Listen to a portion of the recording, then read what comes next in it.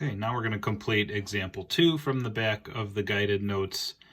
You can see that they broke it into 2 terms already, and they did use that build-up process. You can see we have a quantity x squared plus 1 raised to the second power, so that's a repeated factor, so we had to raise it to the first power in term 1, and then raise it to the second power in term 2.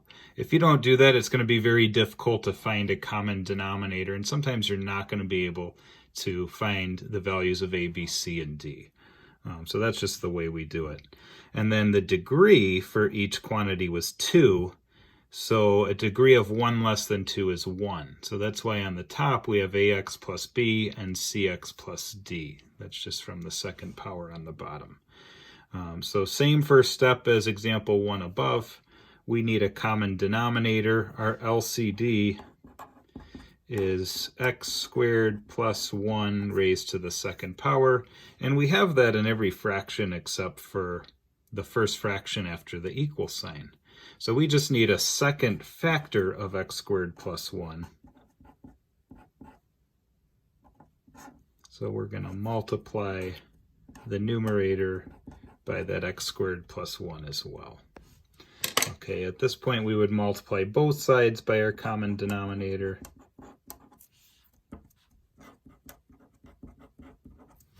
We would distribute it on the right side, and it would cancel out everything on the bottom.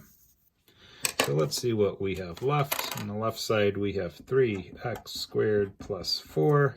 All right, here we have 2 binomials, so we're going to have to multiply this out using distribution.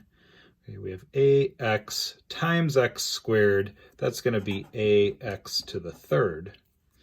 And then we have ax times 1 is plus ax. And then we go to b. b times x squared is plus bx squared. And b times 1 is plus 1b. Okay, and then I have plus cx and plus d. Okay, we have a third power here. So we're going to start with the x to the third equation. I don't have any third powers on the left side, so we're going to have a 0 based on that. And then I have ax to the third, so I just use the coefficient and write a, and there's no other third powers here. So I could come up with the equation a equals 0, which is nice because we already have one of the 4 variables. So let's go down a power. We're going to go to the x squared equation. I have 3x squared on the left side, and then I have a bx squared on the right side, and that's it. And again, you could ignore the x squared, so we would be able to divide both sides by x squared if we wanted to and cancel them out. So we're going to have 3 equals b. Okay, let's see if I've got blue here. We'll use blue for the x to the first power equation. I don't have any x to the first powers on the left side, so that's a 0 again. And on the right side, I have ax and cx. So we get the equation 0 equals a plus c. And then finally, constant. Okay, we have a 4. I'm going to use triangles here. I have a b and I have a d. Those are the terms without any x's. So 4 equals b plus d. Okay, again, just like number 1, it looks like an easy system to solve. You don't really need any matrices here. You could use a 4x4 matrix if you really wanted to solve these, but we already know that a is 0, and I know that 0 equals a plus c. So I could take 0, which a equals, and plug it in to 0 equals a plus c, and that'll give me 0 equals 0 plus c. So c is also 0. And then b equals 3, so I'm going to take 3 and I'm going to plug it in So we have 4 equals 3 plus d, and then we would just subtract 3 from both sides to get d alone, and d equals 1.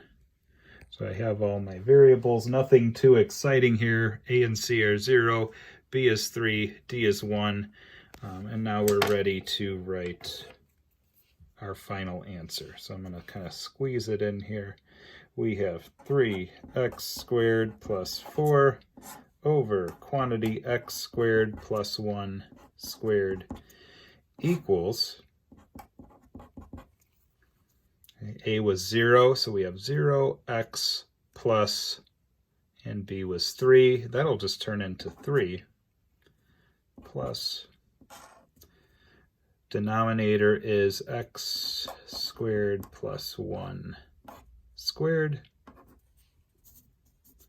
and our numerator is cx plus d. C is 0, d is 1, and that just turns into a 1.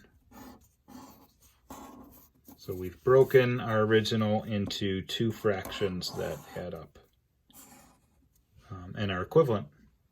Okay, and if you wanted, you can check it graphically, graph the left side in F1, graph the right side in F2, and see if they overlap. So that's how to do partial fraction decomposition.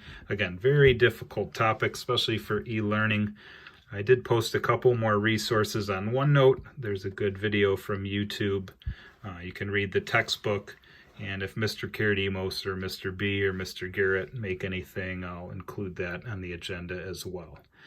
So you're going to do 3 on your own. You're going to check your answers on the filled-in notes, and then homework 8.5.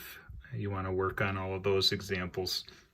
If you have any questions, I'm going to do a little session on Microsoft Teams tomorrow, tomorrow being Wednesday, to go over homework questions and maybe give you a couple more examples. All right, I hope everybody has a good day. Bye.